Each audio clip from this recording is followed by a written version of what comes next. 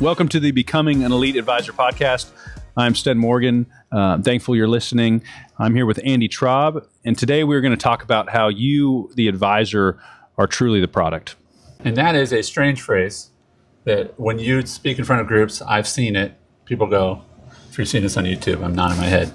Yeah, absolutely, I'm the product. And inside they're going, what is he talking about? Yeah, what does that actually mean? Because you still sell products, and as part of EAN, we tell you, sell those products. You know, get that AUM.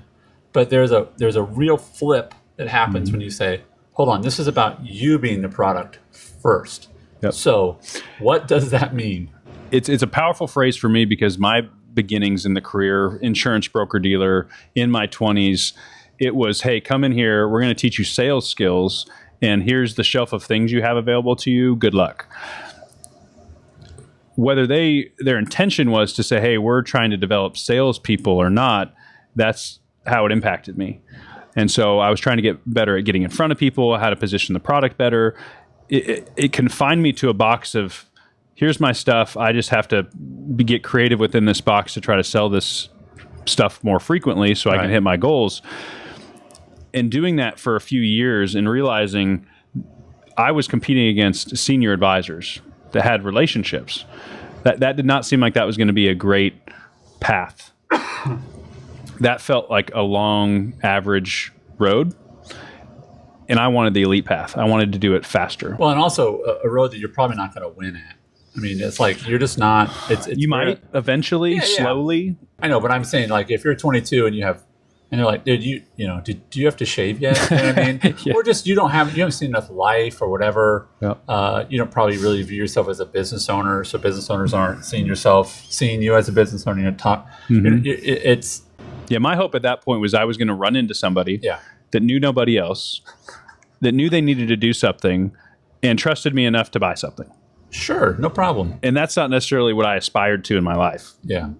And so in my 20s, as I recognized, Sten, that maybe there's a better way.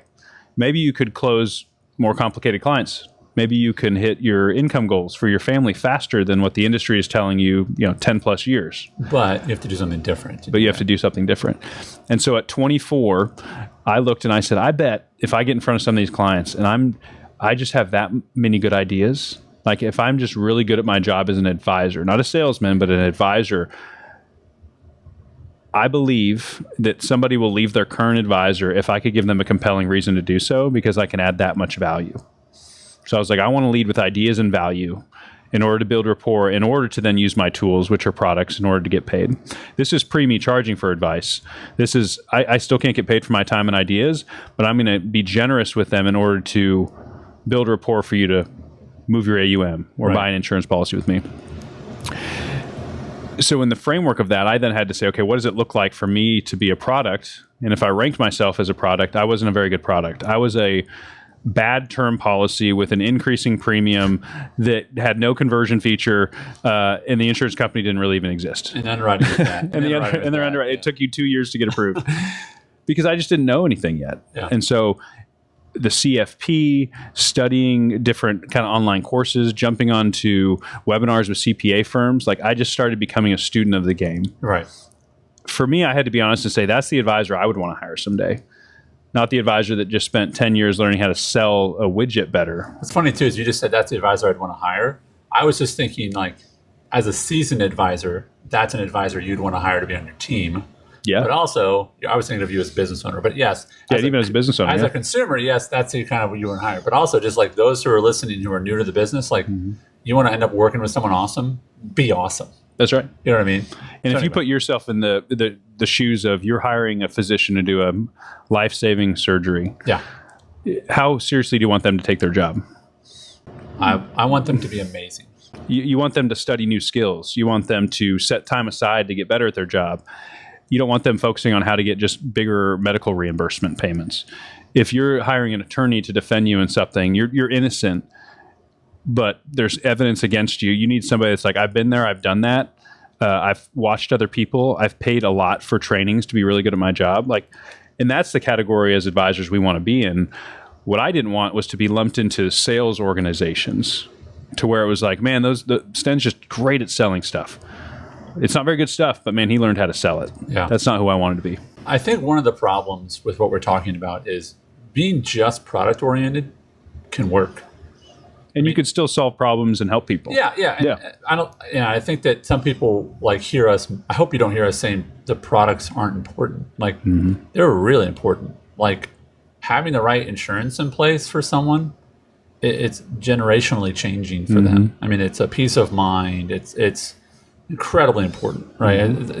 We're not diminishing the product as in we're not wanting to remove it. But I think what we're trying to communicate is that if that's the differentiator, it's not much of a differentiator. And you can't control it. If somebody changes the products or comp structure, I mean, so much of that is out of your control. And I choose to try to focus on what can I control. And I can control the knowledge base I have. I can control the way I communicate my ideas. I wonder what percentage of our audience listening right now, like, could maybe tap into, is part of your frustration as an advisor that the thing that they tell you is the most important, you have little, if any, control over. Like, this is what you sound like. I have no. I mean, imagine if, like, and I just think about like some people who work at different car dealerships and the cars just aren't very good, and you're like, another day of selling those things, right. Because you can't redesign the car. You just have to sell it. Like, I think of like the frustration there versus, or just the fact that maybe the product isn't a bad product, but it's like it's just not that much of a differentiator. Meaning, if someone else picked up your phone on that day at the office, they would probably have the same experience because you're not that different and the product's not that different. And that's kind of a hopeless feeling because you're like, what difference does it make, right? And so, I get excited about saying, well, when you are the product, you are, and I won't get overly spiritual inspirational, but like you're unique. Yeah. You have a different way of building rapport. I remember this guy that I used to work with, and I was like, how does he so good? Because he's like dorky and he has like this kind of weird personality. He kind of dresses disheveled, and they're like, man, this guy needs a financial planner. He's like, he is so thorough and he has such good questions and he gets right to it. I was like, oh, he's just better. Yeah. Results matter. Yeah. He's just better, right? He was the product, and you're like, dude's wicked smart. You know, like. And I've met advisors that rely way too much on relationship, and I've seen too often. What's the problem with that? I think there is one, but like, what's the problem? Because it can work for a while, right? It'll work for a while, and I think what happens. And I moved to a new town when I started Legacy, so this was, in hindsight, helpful for me to start fresh, but create a lot of obstacles. It can give you a false sense of. Capability of success when you get all this low-hanging fruit. But in hindsight, you're going to look back 5 years later and realize I knew nothing. Maybe you're doing joint work with senior advisors, so you're still bringing an A-plus experience to a family member or a close friend. But I am a big believer in relationship can be part of it. Hopefully your clients enjoy you. I take seriously that I get them results and do a really good job. Them liking me is secondary. Developing friendships with them is secondary. I believe I can get referrals and clients based solely off of being a great advisor. Right. That's who I wanted my core to be. And then let's do a client event that's fun, or have a referral. Like, there's other things I can do for relationship. But if you say that is my superpower, I am a rainmaker relationshipper, totally fine. Great. You might just need a technician to back you up. 100%. Because we need to take seriously what we're doing. The quality of the deliverable needs to be there if we want our reputation to hold up over time. Right. So, two things. One, results over relationship. That's how I see it. Yeah.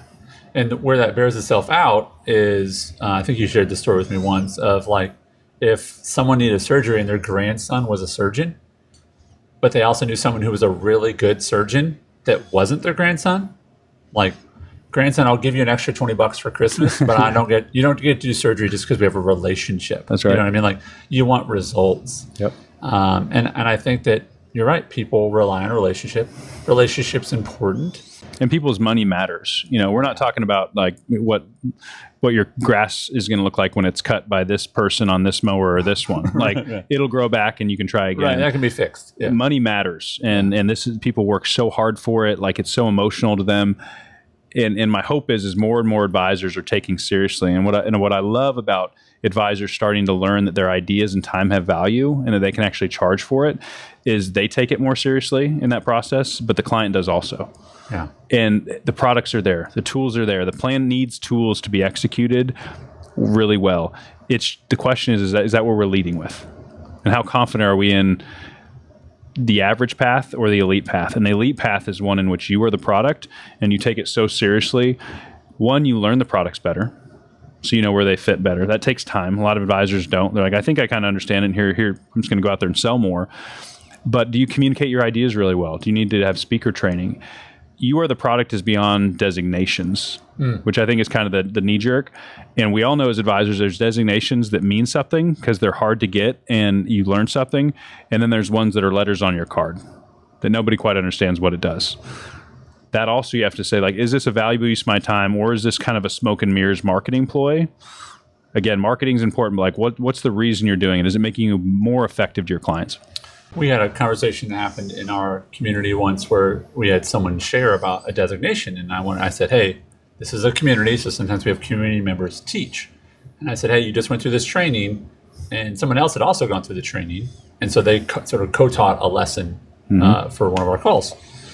And they were really blunt. They said, listen, if this is something you're really passionate about and you really want to specialize in this, then that's fine, do the training, and then I would do more. But if you just want to sort of just get caught up so you know enough to feel like confident you're giving the right answers on this, don't do the training. Don't pay the annual whatever. Read these 2 books that they told us to read, and that will be enough for you. And the whole point was go do the work, but don't like buy into the don't buy into it in a way that's gonna like, oh, you're because you have the letters. He's like, no. Go get the knowledge, and knowledge is important, but don't do it for the letters. Nice. Maybe that's that's good. But don't do it for the letters. And I would just wonder, like, again, you're in the trenches every day, like how many people, and I don't want to sound like a rhetorical question, so it's a real question. How many people, what percentage of people do care about the letters? I think it's more than I realize in person. People aren't saying, oh, I saw that you have a CFP. That matters to me. How many of them are truly looking it up? I will say any designation or training I've taken, the main benefit has been an increase in my confidence, which I think the client feels, whether it was that's a good point. Whatever designation it was. I don't think they truly understand. You might have a very discerning client someday that looks all that up and says, hey, every once in a while we get, are you a fiduciary? And those questions come, but a lot of times it's, I heard you do great work. Based on that introduction or that reputation, that's what I'm going to use to make my choice. Now I'm going to give you enough of my time. It's up to you to compel me that this is worth doing with you. Yeah. I think about sort of like, getting CPR training. And you're like, you don't do that. So you walk around and be like, hey, Andy Trapp, CPR certified. Like, people don't care. Yep. But why should you do that? Because when those situations do come up, you want to be able to help them. Yep. So that's what we're talking about. We're talking about, are you in that moment able to help people? Like, that's why you should do these certifications. I've heard you say this to a lot of times to people in our community, like, yes, go get your CFP. Why? Because what you learn matters. Just don't get it for those 3 letters. Get it because once you get done with that, you'll do a much better job at financial planning. Yeah. And I think it's where preparation meets opportunity. I know that when my team's studying, there's 1 or 2 ideas that I'm going to use next week that because I have that idea ready, because I've studied up and I'm prepared, that client may take that action because of that. What none of us want is to come across our potential top client and be ill prepared. And we're using, we're bringing water balloons to a gunfight because we're just like, oh, we had no idea this person was going to call because they're referred by somebody else. And now they're coming into my office 2 days from now, and I'm going to do the same spiel I did before, but I know they're going to see right through it. Yeah. Preparation is really important. Yeah, I think we wrap on that, which is this idea that you may not have experienced that before. You may not experience it for 6 months or a year, but you're at a great advantage when you do that preparation. So prepare yourself for success. You're like, oh, I've never experienced that before. Then prepare for it, and then what do you know, you might experience it. Yeah, and that's practically speaking, to wrap up, that's go to conferences, hire a coach, anything you can do to accelerate that learning curve. I'm just going to learn by making mistakes and missing out and then wishing I did it sooner later. Yeah. that's not a fulfilling path. Like, please do not put yourself on that path. Invest in yourself aggressively. It'll be the best return that you ever have in your life. Well, thank you for listening to today's episode. The idea that you are the product gets to the core of what we teach at the Elite Advisor Network. It celebrates the influence of you as the advisor and the value that you bring to the relationship. So we encourage you to adopt this view of yourself, that you are the product. There are just a few more days to register for our How to Charge live event at our headquarters outside of Nashville, Tennessee. You can go to stenmorgan.com/howtolive to get your seat. If it's full, you can register for the next one. On behalf of Sten and myself, thank you for listening. Remember to be kind to yourself and that life's too short to choose the average path. Choose the elite one. We appreciate you.